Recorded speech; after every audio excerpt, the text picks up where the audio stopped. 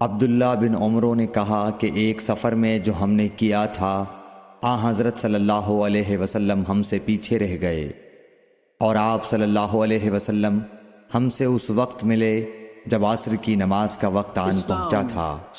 ہم جلدی جلدی وضو کر رہے تھے، پس پاؤں کو خوب دھونے کے بدل ہم یوں ہی سا دھو رہے تھے۔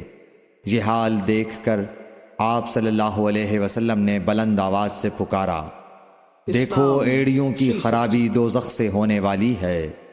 2 یا 3 بار آپ صلی اللہ علیہ وسلم نے یوں ہی بلند آواز سے فرمایا۔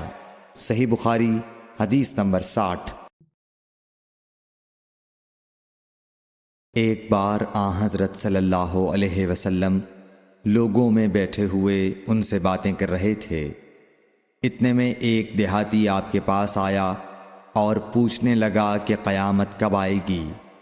آپ صلی اللہ علیہ وسلم اپنی گفتگو میں مصروف رہے۔